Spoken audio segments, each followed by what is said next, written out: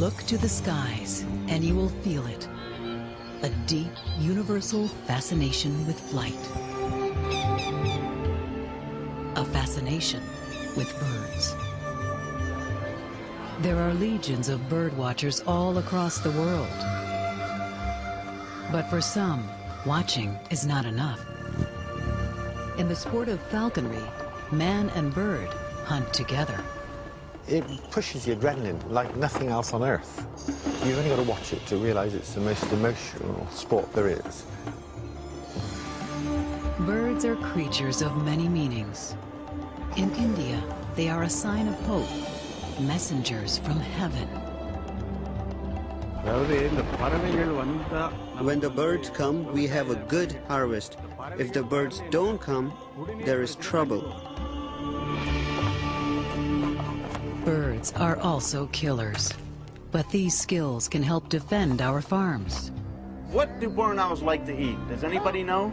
Rats. Rats, voles, and rodents. That's right. Birds have a long history of service to mankind, but sometimes it's their friendship that matters most.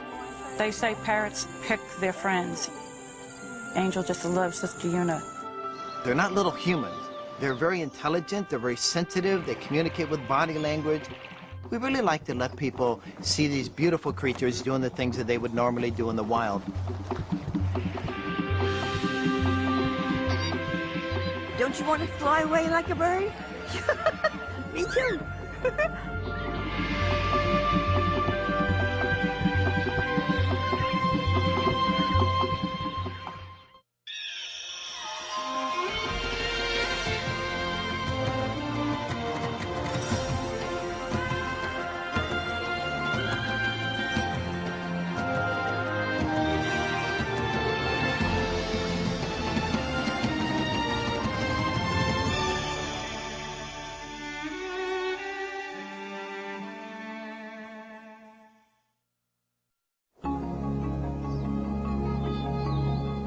Imagine being dressed in a rainbow of feathers.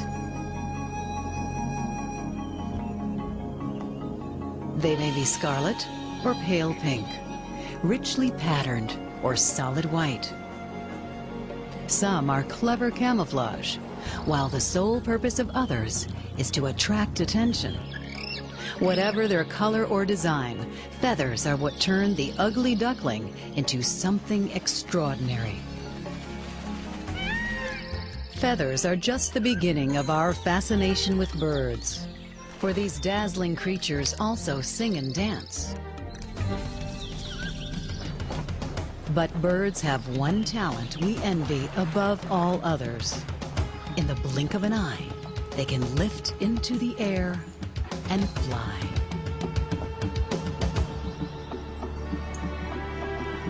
Each kind of bird uses the power of flight for its own purpose. Arctic terns are record travelers, crossing the entire planet twice in a single year.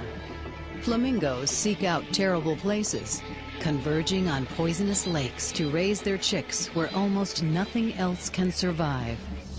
Quillias, the most numerous birds on Earth, flock for protection, swirling across the African sky like a school of fish. Amazed by their mysterious abilities, we have studied birds with more zeal and dedication than we have any other creatures. And in learning how they feed, mate, and nest, we have also discovered that there is more to birds than the mere facts and figures of their lives. There are even places where their comings and goings can mean the difference between prosperity and suffering.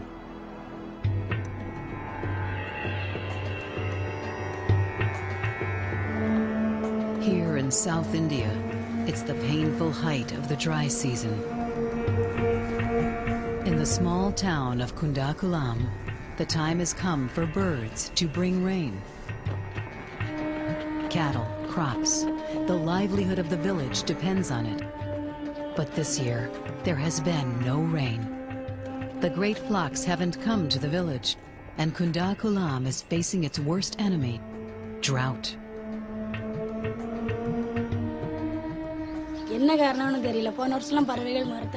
Last year, there were many colorful birds that looked like flowers on a tree. But this year, I don't see any birds on the trees. Usually, before January, they'll start circling, and when the people of the village see them, they know it's time for the seeds to be sown, and they know they'll have a good harvest.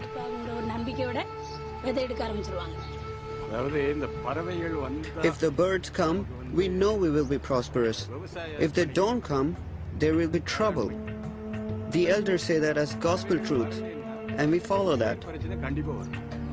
அப்படின்னு பெரிய ஆட்களே அப்படி ஒரு வேத மந்திரம் மாதிரி சொல்லி அதை இந்த பின் வாரிசுகள் அதையே அப்படி பின்பற்றி நாங்க வந்துட்டு இருக்கோம். But Kundakulam is a town of faith.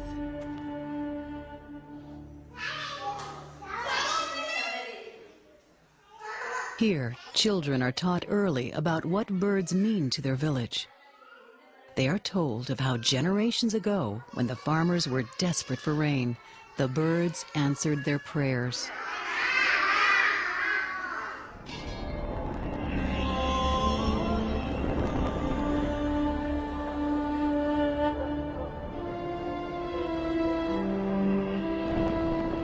Even now, at the village shrine, people are praying, asking the gods to have mercy, to send help.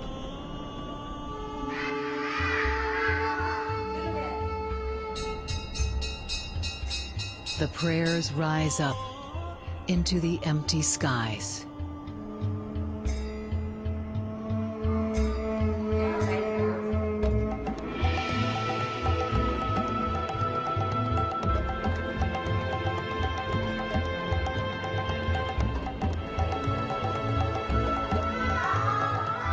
At last, a month overdue, the birds arrive, riding the winds of the monsoon.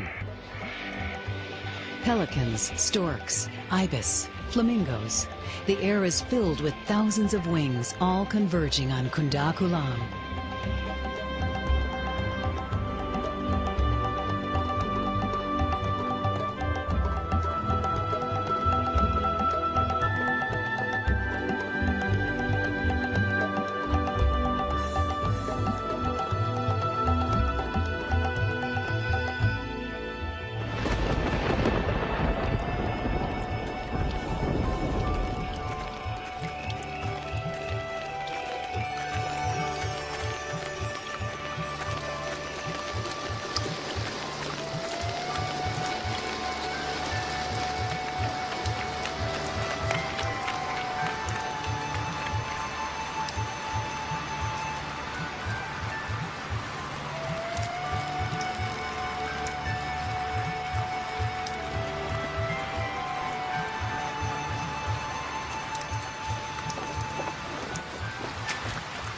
Once again, the birds have brought the rains to Kundakulam.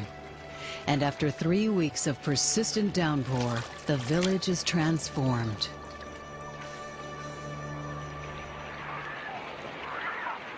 The birds and the monsoon are ancient partners in the seasons of southern India.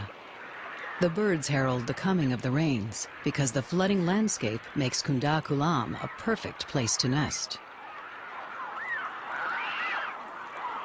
What they need most is suddenly plentiful. Nest sites perched high and dry, just above food-rich waters. Even good building materials are easy for a pelican to come by.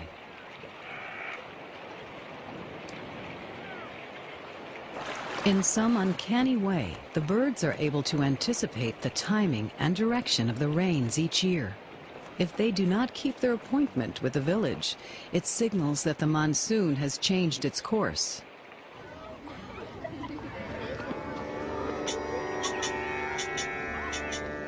The children head for a replenished lake to witness the spectacle of the great flocks.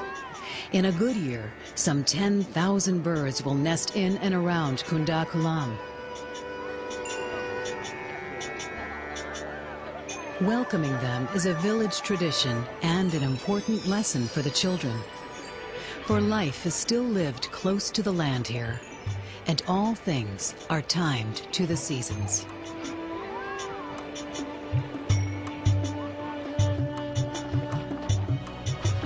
Villagers can now plant rice, coconuts, bananas, sugar, with every hope of a good harvest. In the wake of the plow, egrets feast on exposed worms and insects, the farmer's gift back to the birds.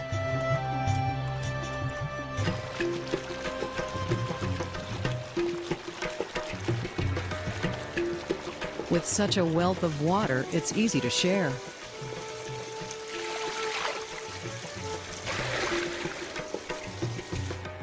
But in this newly made water world, Kunda Kulam achieves something more. Here, people and flocks of completely wild birds reach a strange and special communion. No one disturbs the feeding and nesting birds.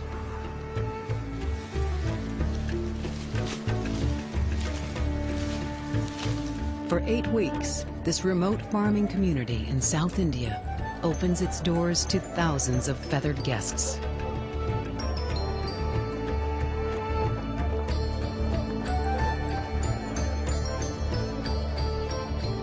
As the nesting season comes to a close, all is well again in the village of Kunda Kulam.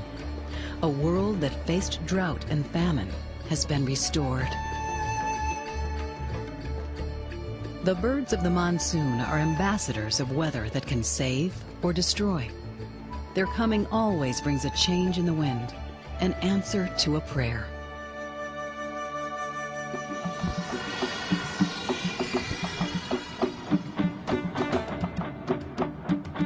The falcon answers a different longing, but one just as primal.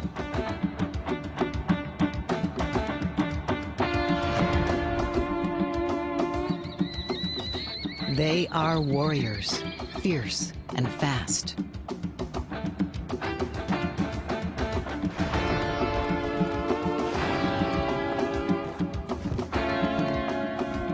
Above all else, they are hunters, putting their speed and skill to a timeless test of survival. Roger Upton practices the ancient art of falconry. By training and flying such a bird, he comes as close to being a falcon as a human can ever hope to get. Okay.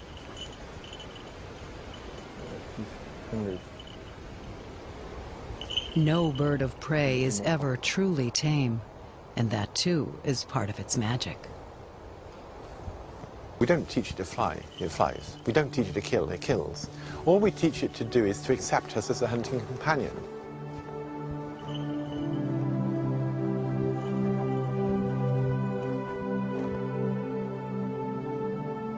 To the falconer, the peregrine is the ultimate in perfection. Its long bird-killing feet are armed with rapier talons. Its legs are shock absorbers to withstand the tremendous power of its own strike. Its enormous dark eyes have a telephoto retina capable of magnifying the center of its field of vision.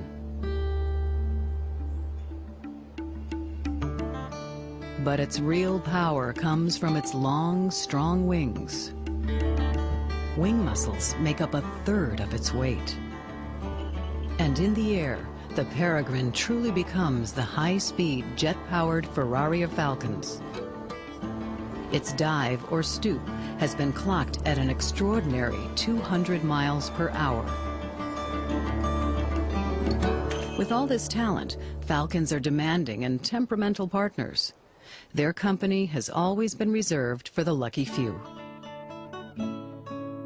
Hunting with falcons began before history.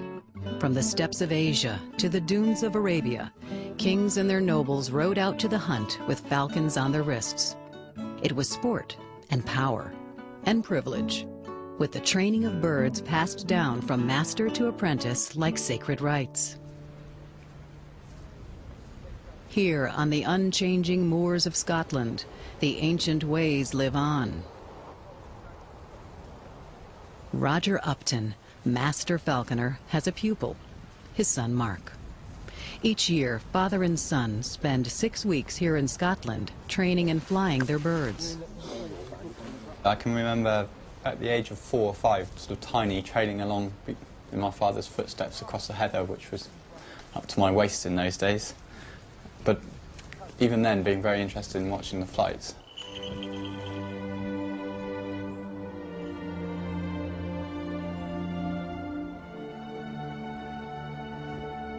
The Uptons practice the most complex form of falconry, grouse hawking. Man, bird, and dog must work in perfect synchrony. Mark places the falcons on a cadge, a frame for carrying them in the field. All the falcons are hooded, which keeps them calm and quiet.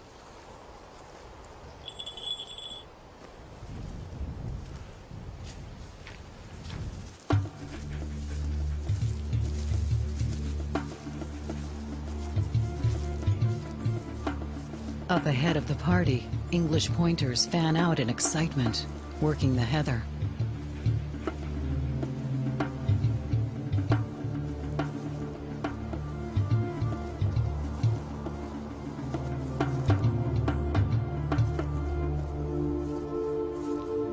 Suddenly, they have it, the scent of grouse.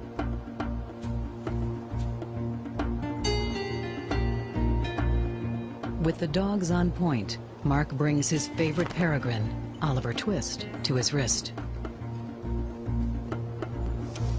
The hood comes off and he is free to fly.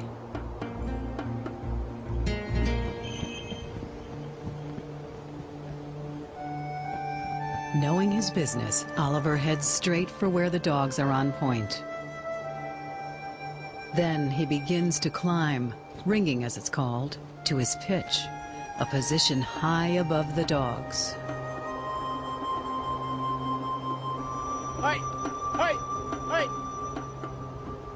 The best peregrines can hunt from more than 1,000 feet up.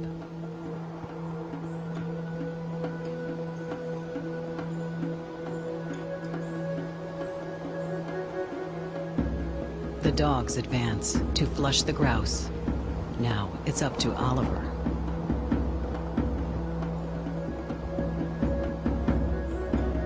Get him up! Get him up!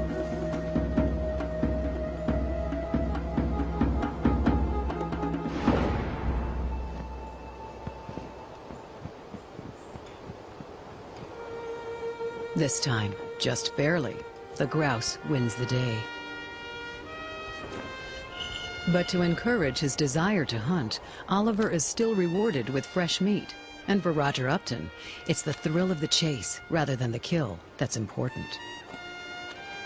Today's flights were mixed. We didn't have what I'd call a classic today. You don't get spectacular every day. I've seen many great flights which haven't necessarily ended in a kill. It makes you realise how good the successes are.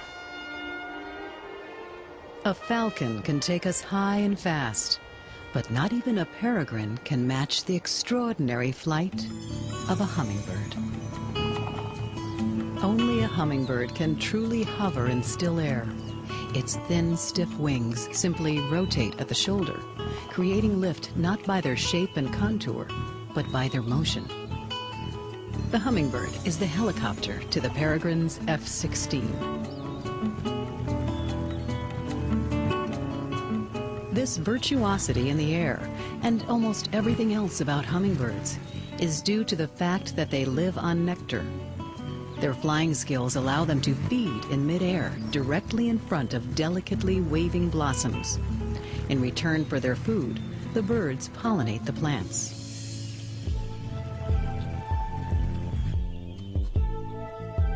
Some hummingbirds' bills are a perfect match for the shape of their favorite flower. The sickle-bill's strangely curved beak is designed to feed only on the curved flowers of the heliconia.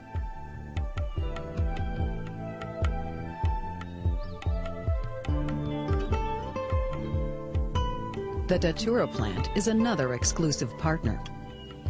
Its enormous 6 to 8 inch flowers are too deep for all hummingbirds except one. The sword-billed. The sword-billed is the only bird whose beak is actually longer than its body.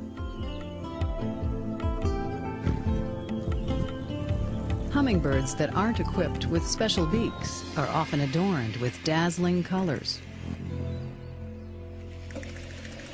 The sapphire-fronted emerald, the tourmaline sun angel, the ruby topaz.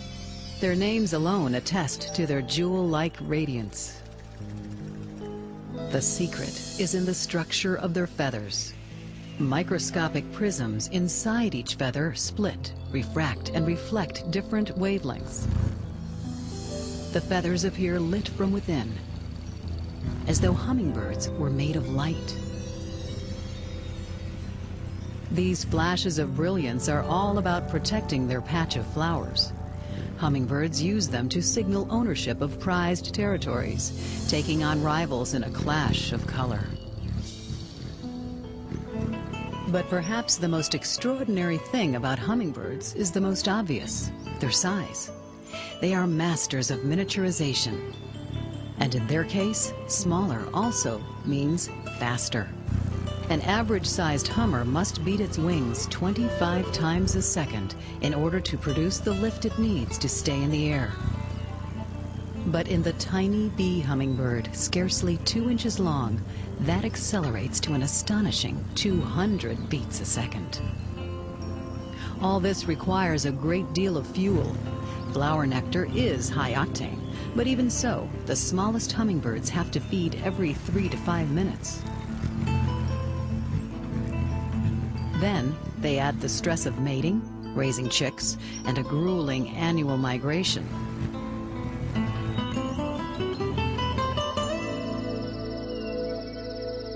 Hummingbirds accomplish all this with one more metabolic miracle. At night, their hearts can slow to a fraction of their normal rates, and they can drop their body temperature in half, from 110 to 55 degrees. They live at half speed in a torpor deeper than sleep.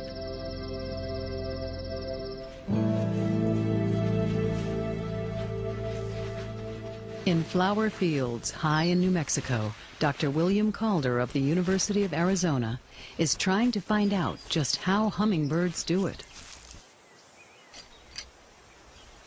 My basic interest is the consequences and opportunities posed by body size.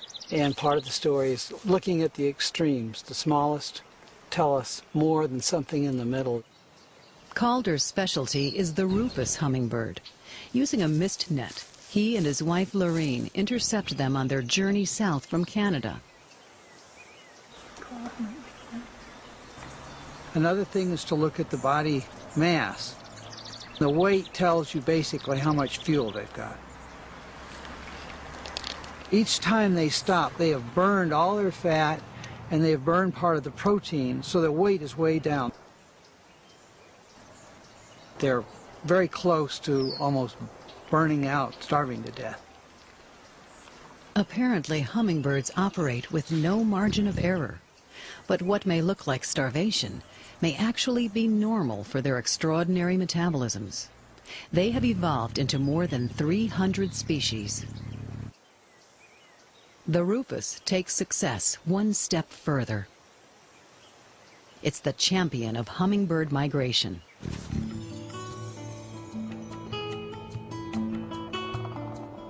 From their breeding grounds as far north as coastal Alaska, the birds head south down the Rockies to the mountains of Mexico to winter.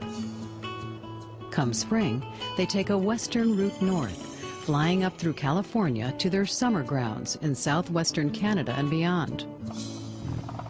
This tiny bird travels farther for its body size than any other creature on Earth. Round trip, it's more than 5,000 miles. Yet they navigate with such accuracy that the same birds are caught in the same field year after year. How is it possible? That information they are storing in a brain that's about the size of Abe Lincoln's head on a penny.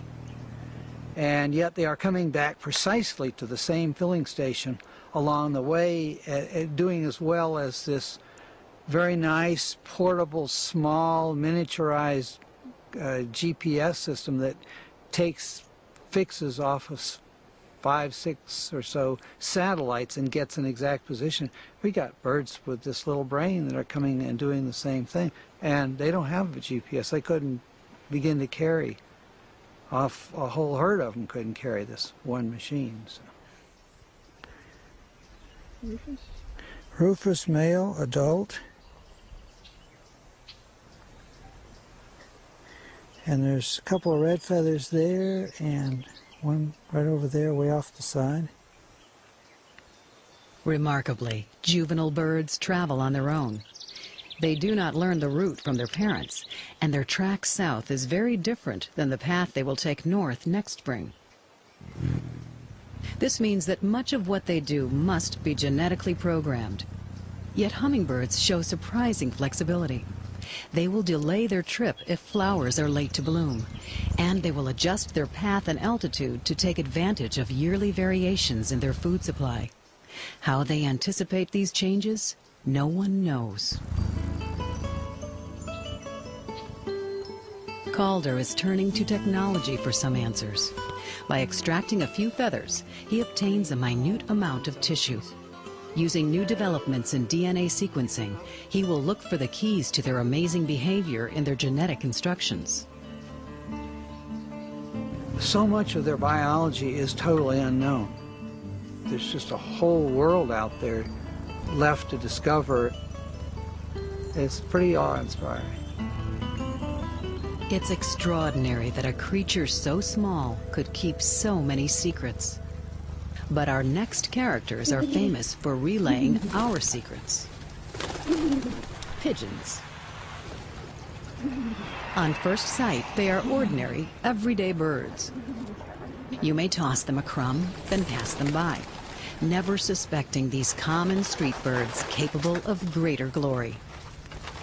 But in the annals of avian history, no bird can rival the pigeon for courage under fire, devotion to duty, and service to humanity. All common pigeons have the ability to home, and in the great conflicts of the 20th century, homing pigeons became full-fledged war heroes. Thousands of homers campaigned in World Wars I and II. They advanced across Europe, North Africa, and Asia. An air force of messengers braving heavy artillery to file their reports.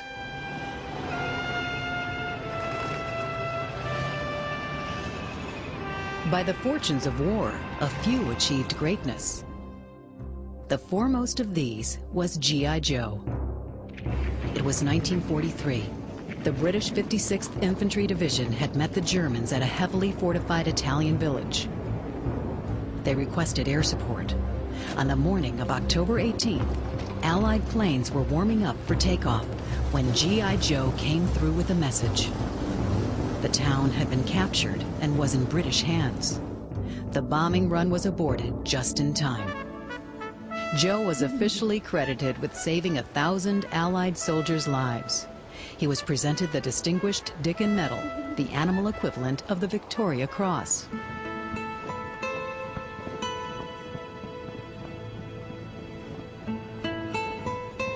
The amazing abilities of homing pigeons remain a mystery. Scientists believe they possess a solar compass in combination with geomagnetic sensors. They may even use scent to navigate. There's considerable controversy on how pigeons actually home. There's something about the bird that allows them to detect the magnetic fields of the Earth. There's obviously other cues they also use. Dave Koslow knows what he's talking about. He's employing pigeons every day in his rafting company, Rocky Mountain Adventures, in Fort Collins, Colorado.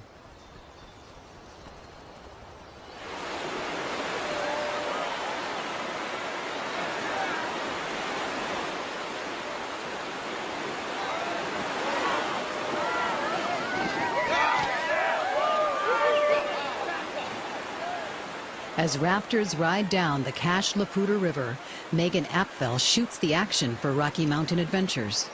This gives customers a way to relive their run through the rapids.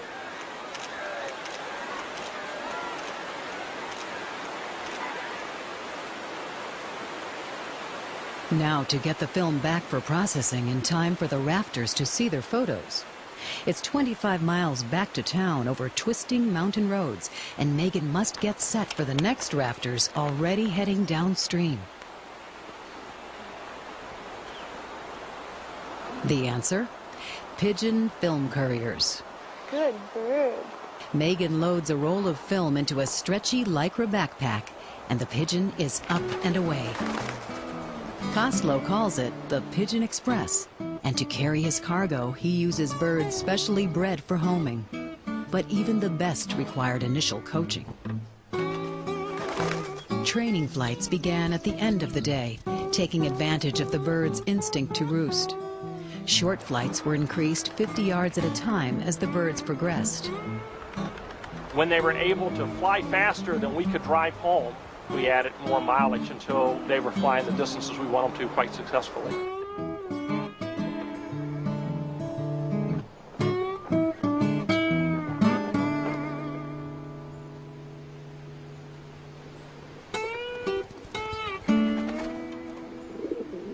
As a pigeon returns to the loft, it enters through a gate, setting off an electronic signal. This alerts the staff that film has arrived. The Pigeon Express has been operating for over 5 years. Some of the company's pigeons are third-generation photo couriers. Koslow has lost one bird, dubbed Amelia Earhart, a casualty, he fears, of hawks. We've done better getting the film back on time with the pigeons than we have with any other method we've considered. And it's also been a more fun approach to trying to get the film back. So gang, we've got the photo machine downstairs, so if you like anything, we can shrink it, we can enlarge it, we can do anything you want to. There's us right there, isn't it? The rafters are duly impressed. There we go. That's us. That's a good one. For the Pigeon Express, business is booming. I think it's fantastic. Yeah. By the time you get back here, the picture's already done. Saves air They work pollution. for. They work for birdseed. They earn their wings. In the communications revolution of the 21st century, not everything is wireless and digital. Out here in what's left of the wild, pigeons still deliver.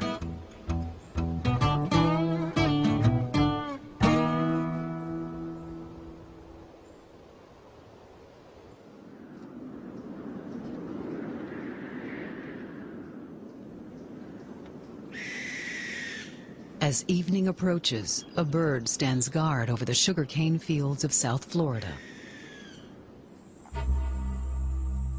He's been waiting for nightfall when sugarcane poachers begin their work. Rats. Rats devour some $30 million worth of sugarcane each year.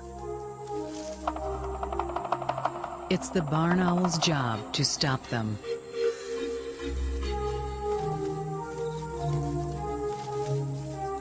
The faint rustlings are loud and clear to the waiting owl. Its disc-shaped face helps direct sound to its sharp ears. And even in the dark of night, it can see a rat move.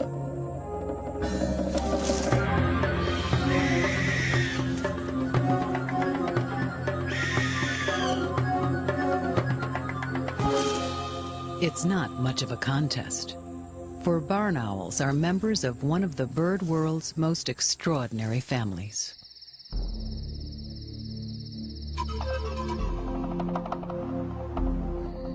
Unlike other birds, owls are designed for darkness. When most birds have gone to roost, owls are on the prowl. There are more than 130 kinds, and they have colonized every habitat. Their soft, downy feathers and large, appealing faces are merely a disguise. For all owls are predators, swift and silent killers in the night.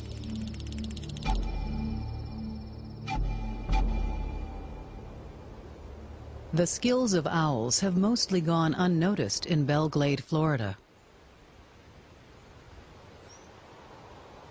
Owls have long been part of this agricultural landscape, as traditional on the farm as a barnyard cat.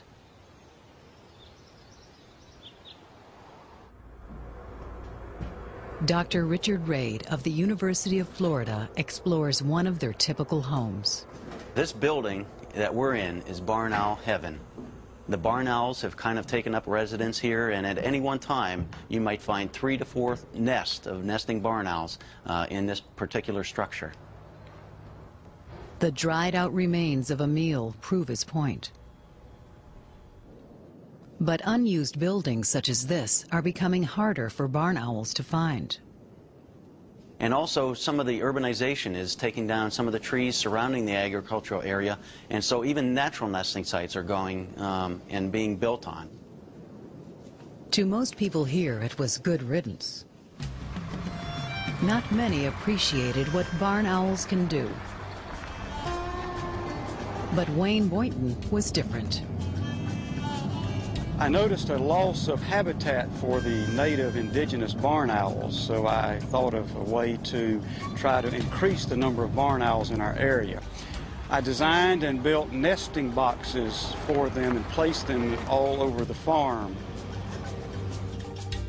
Like other growers here, Boynton was spending thousands of dollars a year fighting the rat problem with poison. The rats were winning the war. He thought barn owls could help.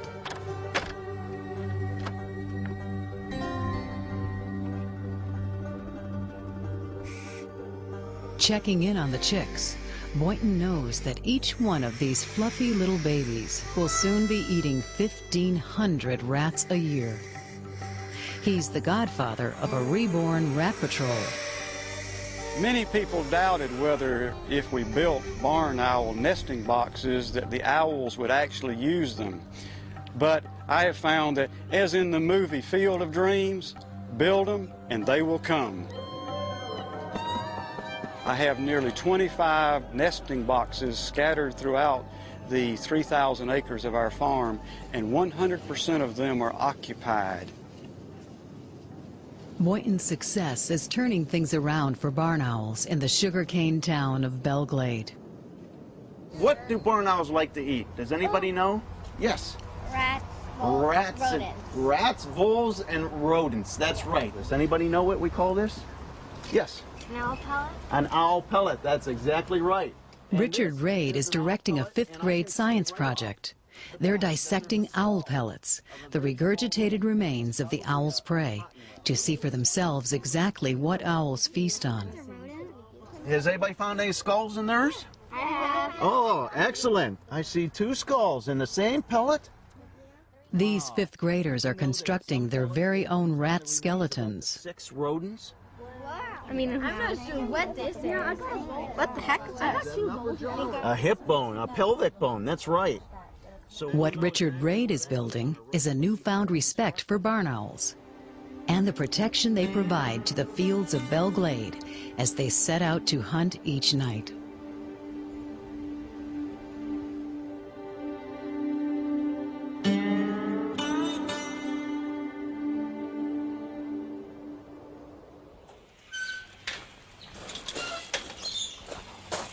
Hey, hi, Greg. Bath time, huh? When somebody asks, what do? I say, I train birds. And I also tell them that I educate people, because really the reason I'm in this business is to educate people about wildlife. My passion, my personal interest is birds. Wait till you see what we have for you. In Lake Wales, Florida, Steve Martin puts his philosophies to the test. Well, the way we train birds is all positive reinforcement. We never make a bird do anything he doesn't want to do. If one of our birds doesn't want to go out and do a show, we don't make him.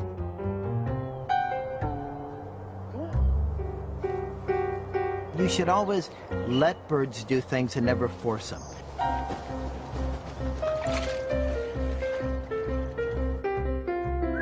Quasar, an African gray parrot, is in training for his first appearance in Steve's show at Disney's Animal Kingdom. The key is in understanding how to keep Quasar interested.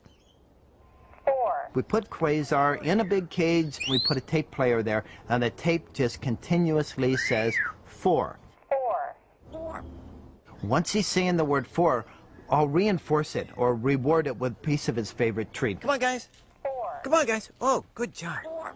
Good, Quasar, good. Hey, here, good boy. You're ready to go inside, Quasar, all right.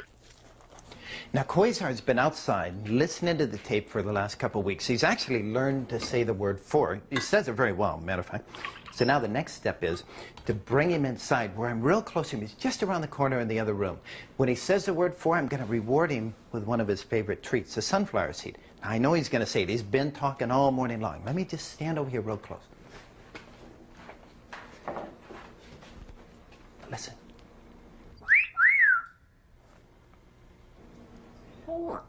Good, Quasar, good. That-a boy. 3, 3, good, 3. Good. Steve gets a bird's eager participation by understanding its social needs. Parrots love attention and form deep and lasting bonds. Quasar. Good boy. Good boy. Okay. Training is simply another word for communication.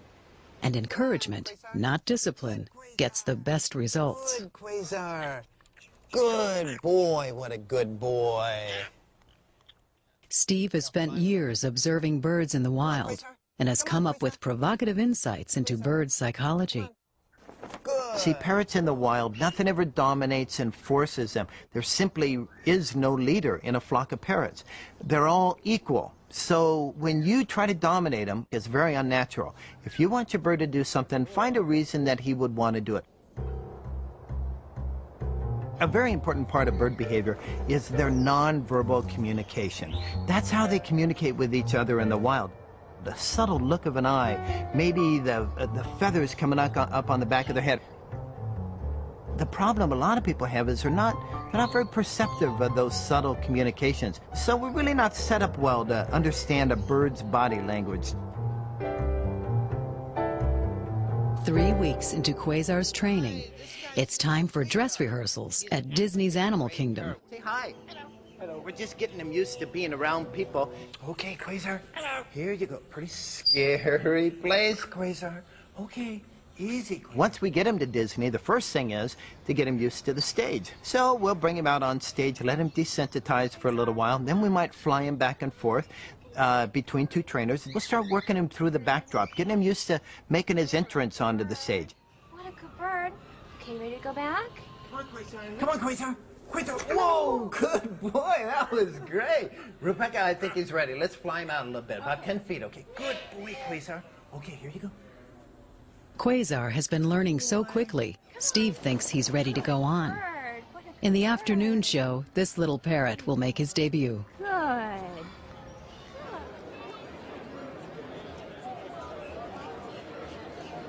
Steve's birds in the Flights of Wonder show always draw a big crowd. 4 years old, you know, that's doing really well because 75% of these birds of prey don't make it to see the end of their first year. All the shows we produce use free flight birds demonstrating natural behavior. We don't do any parrots riding bicycles or scooters. We really like to let people see these beautiful creatures doing the things that they would normally do in the wild. And all the behaviors are sort of designed to help people understand a little more about that bird and about the natural world. All right, Quasar. It's time for Quasar's big moment. Now, he normally joins us from this window right over here. All right, just about ready. Ready? Okay, just like we practice it. Here we go. Go on. What you doing, sweetie? Come on out. Meet everybody. He's a little shy today. Go on, go on. It's okay. Go on. Go on, go on. Good, good boy. Come on, kiddo. All the way out here, show everyone your pretty face. Here he comes. Oh, and I see we have a volunteer. Can you say your name into that microphone and tell everyone where you're from? Hi, my name's Nicole, and I'm from Canada. Okay, Nicole, here's what we're going to do. We're just going to have a little math competition between you and Quasar. So all you have to do is say the answers into your microphone before Quasar can say the answers into his. Are you ready for this? Quasar, Nicole, what is 1 plus 3? 4. Whoa, they're both quick this morning. Okay, I think we better move on to division. Oh, I'm not good at division. Well, that's okay. Quasar isn't very good at division either. Here we go. Nicole, Quasar, what's 12 divided by 3? 4. Ah, okay. Well, I think we better do one more question. This one's going to be winner takes all. You ready for this? What's 2 + 2? 4. Yeah, Nicole wins! Here you go. Here's your sunflower seed. Quasar, of course, is not a mathematician. His job is to say 4 whenever the trainer says 3. And it even works if we say something that kind of sounds like 3. Watch this. Quasar, what do you say when you hit your golf ball over a tree? 4. Cole, you are a great volunteer. Thank you so much for coming up here. Come on, Quasar. Come on, good. What a good boy. Oh, what a good boy. You were so good. Wow. Birds are birds. They're not little humans. Wonderful.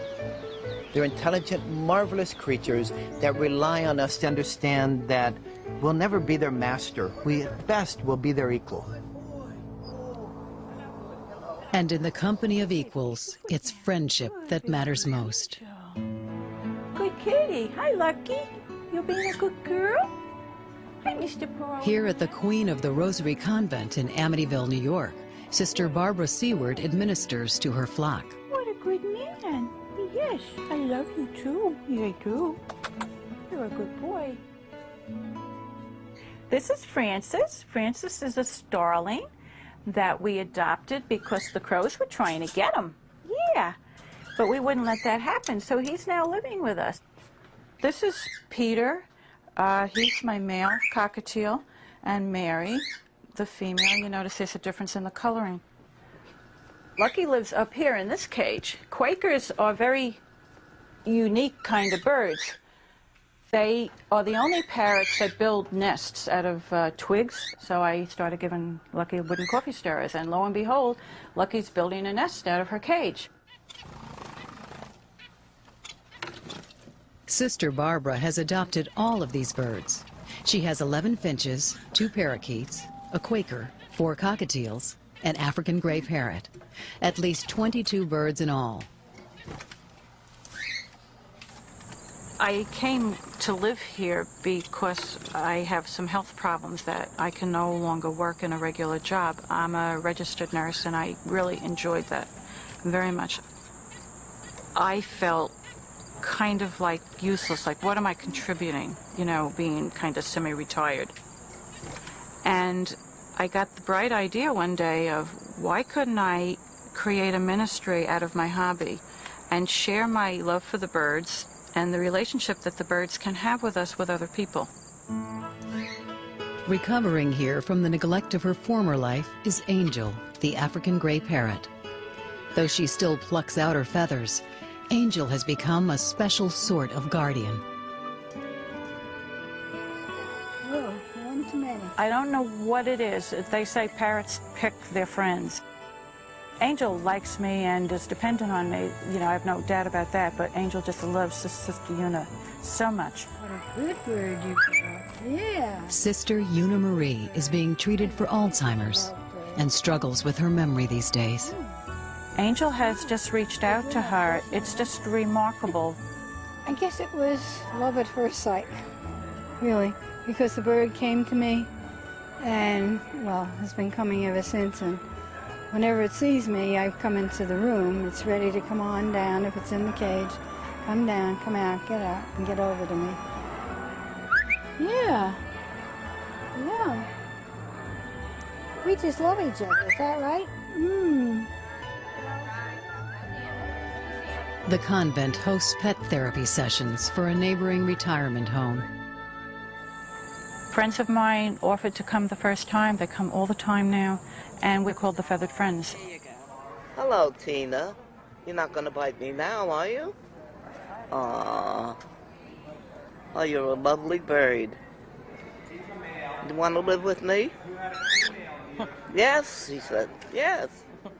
We had a choice today whether we would come to a prayer hour by Father Ted Rules or come to see the birds. Everybody has been so excited. The prayer hour can't even hold a candle to the birds. It's so beautiful and so wonderful. Yeah, good boy. I never got so close to a bird in my life. It made me feel very heavenly. I'm up with the angels. Nobody keeps the birds down. You beat them, you fly away. Don't you want to fly away like a bird? Me too.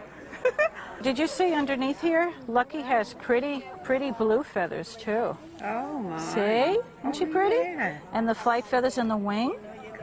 And she just loves to come to people and cuddle. Yeah, that's true. Yeah. Did you pet her head? Just last week we had an experience where a woman was totally unresponsive. And by the time we left, with just stimulating with feather touch, and her eyes were open and she was smiling. All the pretty colors. That does more for me than anything. Just her response was worth the whole hour there, even if nothing else had come of it.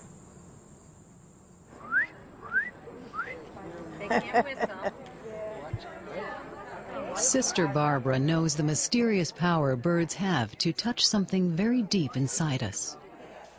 She and Angel often take Sister Una on small outings.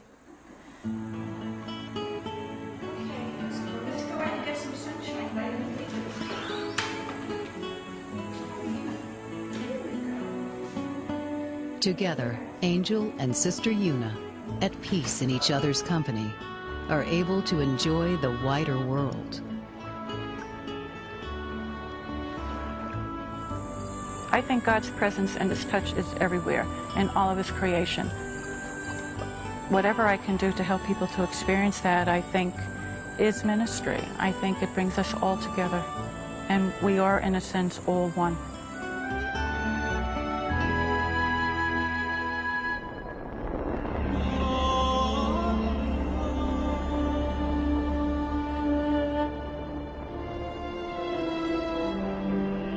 Across the world, the time has come for the birds of the monsoon to leave Kunda Kulam. They have brought their gift of rain to the village, and now they must move on.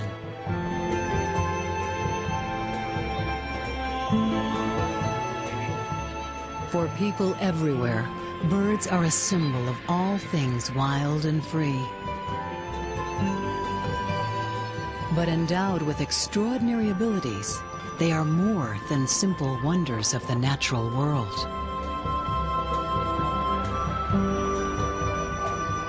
Here, to the people of Kunda Kulam, birds are a blessing.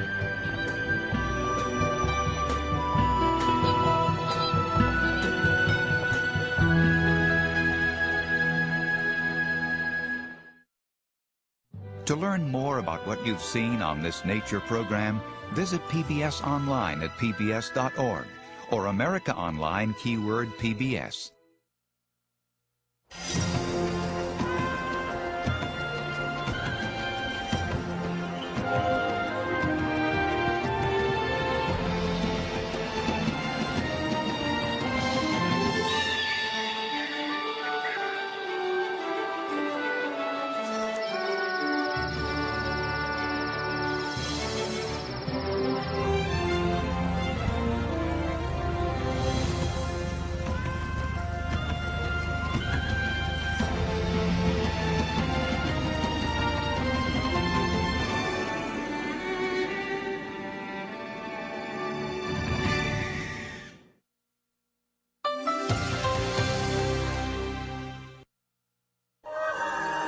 This is PBS.